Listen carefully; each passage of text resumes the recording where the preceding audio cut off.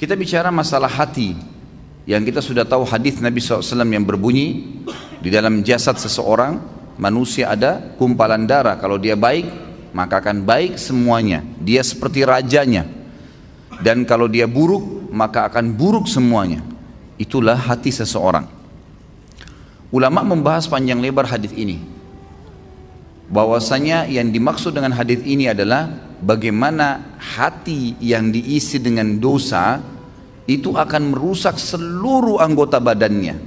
Seluruh anggota badannya.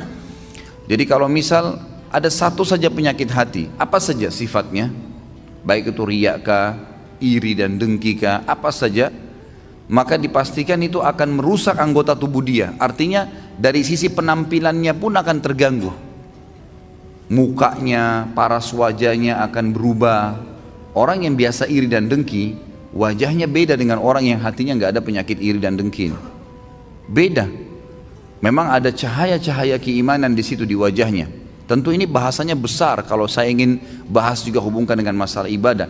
Tapi kita cukupkan dengan masalah penyakit hati yang memang dari penyebab anggota tubuh seseorang selalu terjerumus dalam dosa. Efek besar sekali terhadap hati yang diisi dengan kemaksiatan itu akan berpengaruh kepada fisik dia, dari rambut sampai ke kaki. Subhanallah, pada saat ulama hadis dengan pekahnya menjelaskan kenapa Nabi SAW pada saat meninggal, mohon maaf ini kalau teman-teman yang punya uban, gitu kan? Tapi kita bicara tentang Nabi SAW. Nabi SAW waktu meninggal tidak memiliki uban kecuali 3 lembar. Umurnya 63 tahun. Ini mungkin kalau orang cuma baca sepintas, oh Nabi SAW memang tidak ada ubannya, tidak ada sesuatu yang penting bagi dia kalau dia tidak kaji lebih dalam. Tapi kalau kita kaji lebih dalam sebagaimana sebagian ulama hadis, mereka mengatakan apa sebabnya Nabi SAW tidak memiliki uban kecuali 3 lembar di umur 63 tahun. Sementara banyak manusia umur 30 tahun, 40 tahun sudah ubanan. Dan secara ilmiah terbukti uban itu datang karena banyaknya beban pikiran. Kalau tidak, maka ada kesalahan teknis dari penggunaan zat-zat ilmiah di rambutnya. Itu mungkin. Jadi kalau kayak sekarang gonta-ganti sampo mungkin atau apa saja itu juga bisa jadi pemicu. Tapi umumnya orang yang selalu beban pikirannya banyak, apalagi kalau berhubungan dengan penyakit hatinya, iri dan dengki, selalu hasut dengan orang, kok bisa ya dia dapat jabatan, kok bisa ya dia punya mobil, kok bisa ya dia punya istri seperti itu, suami seperti itu ubannya luar biasa tuh. Mohon maaf kalau yang punya uban ya, saya bukan menyinggung, tapi ini sebuah penelitian ilmiah. Kenapa Nabi SAW seperti itu keadaannya, gitu kan? Ternyata ada penelitian yang dihubungkan dengan teknologi sekarang, itu berhubungan sekali. Nabi SAW dikatakan dalam hadis Bukhari oleh Aisyah radhiyallahu anha, Nabi SAW tidak pernah marah, kecuali hukum Allah dilanggar. Kalau yang berhubungan dengan urusan dunia, nggak pernah beliau marah. Lebih banyak memaafkan. Sampai ada seorang sahabat datang mengatakannya, Rasulullah, saya punya kebun nih, pegawai saya banyak, sering buat salah. Yang kurma disortir salah sortirannya, yang diturunkan tunda waktunya, mestinya harus panen sekian banyak, ditunda besok dan seterusnya, banyak masalah nih. Berapa kali kami harus maafkan pegawai kami? Apa jawaban Nabi SAW? Maafkan mereka walaupun sampai 70 kali.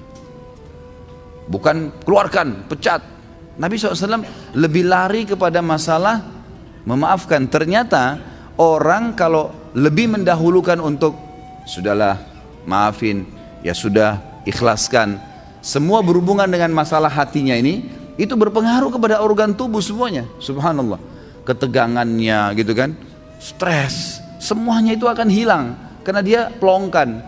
Dan saya sudah bilang ikhwah dan akhwat rahiman rahimakumullah, dalam agama kita kalau ada seseorang berbuat jahat dengan kita, jangan balas kejahatan dengan kejahatan. Enggak boleh orang gunjing kita balas dengan gunjing. Dia dosa, kita dosa, dia dihukum, kita dihukum. Sementara saya sudah bahasakan sering di pertemuan kita, dosa itu pasti punya efek jera yang besar.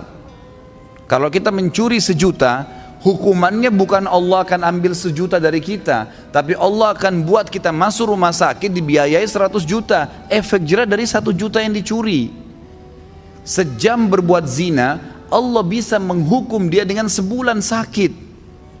Mungkin dia sempat menendang seseorang karena dianggap dia punya power, atau seekor kucing yang jalan di jalanan karena menganggap iseng, kucing itu nggak ada apa-apanya, nggak bisa melawan saya, ditendang. Pastikan efek jerahnya, satu waktu dia jalan dengan sepatu bagus, jalanannya bagus, kakinya keseleo, 2 minggu sakit. Efek jerah dosa itu besar, gitu kan? Jadi jangan sampai kita menganggap orang buat dosa itu oke-oke saja. Atau antum pernah punya peluang berbuat dosa, misal satu waktu pernah peluang bisa berzina nih dengan seorang wanita yang antum sangat kagumi, atau seorang akhwat kita punya peluang berzina dengan seorang ikhwah yang dikenal dengan kagumi, lalu kemudian tidak jadi. Syaitan membisikkan kita, coba dulu saya zina aja ya, yang penting saya sudah zina dengan orang yang saya cintai, yang saya sukai, toh saya juga sekarang bisa taubat. Keliru. Karena taubat itu hanya membersihkan kita dari hukuman hari kiamat, tapi di dunia harus ada pembersihan. Tidak bisa tidak. Tidak ada dosa yang tidak punya efek jerah. Mesti ada. Sekecil apapun. Tentu efek jerahnya itu sesuai dengan kadar perbuatan, tapi lebih berat daripada perbuatan dia. Dosa seperti segelas racun. 1 gelas racun ini sebenarnya secara medis bisa diobati dengan susu. Karena susu minuman yang steril, bisa mengobati racun yang masuk dalam tubuh. Tapi pertanyaannya, apakah 1 gelas racun bisa diobati dengan 1 gelas susu? Jawabannya tidak mungkin. Mungkin membutuhkan sampai 1000 gelas susu. Artinya efek jerahnya besar. Efek jerahnya besar. Maka kata kunci dalam hati seseorang. Makanya kata para ulama, bisikan syaitan agar seseorang terjerumus dalam dosa dimulai dalam hatinya. Selalu hati yang terbisik, bukan di kuping kita, bukan di luar, di dalam hati. Tuh lihat tuh begitu tuh coba aja, tuh nggak apa-apa.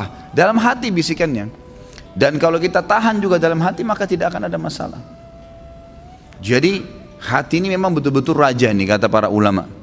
Nabi SAW pernah kedatangan seorang laki-laki dalam hadis Bukhari, ya Rasulullah, wasiatkan saya. Nabi SAW tahu orang ini emosional. Kata Nabi, jangan kamu marah. Marah itu penyakit hati loh ya, di hati. Tapi dia teraplikasikan nanti dengan gerakan tangan, ekspresi wajah. Tapi dia dari hati tuh. Nabi SAW ingatkan, jangan kau marah, hatimu tidak boleh. Apalagi ya Rasulullah, jangan kamu marah. Apalagi ya Rasulullah, jangan kamu marah. Nabi SAW, kata para ulama hadis, seringkali memberikan nasihat sahabat sesuai dengan keadaan yang sedang dihadapi oleh orang itu. Jadi makanya kita pun sebagai umat Nabi SAW tidak mengambil hukum spontan dari sebuah hadis, karena itu per kasus di zaman Nabi SAW, gitu kan? Jadi bisa saja sahabat ini pernah seperti ada sahabat yang datang mengatakan, ya Rasulullah, anak muda nih, dalam hadis Bukhari juga, saya siap tinggalkan semua dosa, semua yang Allah larang saya tinggalkan, semua yang Anda larang saya tinggalkan, kecuali satu, izinkan saya berzina. Ini kasus lain lagi. Kata Nabi SAW, apa kau ridha kalau ibumu dizinai? Dia bilang tidak. Saudarimu? Tidak. Istrimu? Tidak. Tantemu? Tidak. Anakmu? Tidak. Lalu kenapa kau ridha untuk dilakukan pada orang lain? Di sini Nabi SAW mengobati keadaan para sahabat yang sedang bertanya sesuai dengan kasus yang sedang dihadapin, gitu kan? Ini poin lainnya. Kita kembali kepada poin bahasan kita. Bagaimana Nabi SAW tidak tadi sampai beruban, kecuali hanya 3 lembar di umur 63 tahun, karena luar biasa dalam pengontrolan hati beliau. Tidak mudah marah kecuali hukum Allah. Lebih banyak memaafkan, gitu kan? Dan saya sudah bilang tadi, ikhwan dan akhwat sekalian.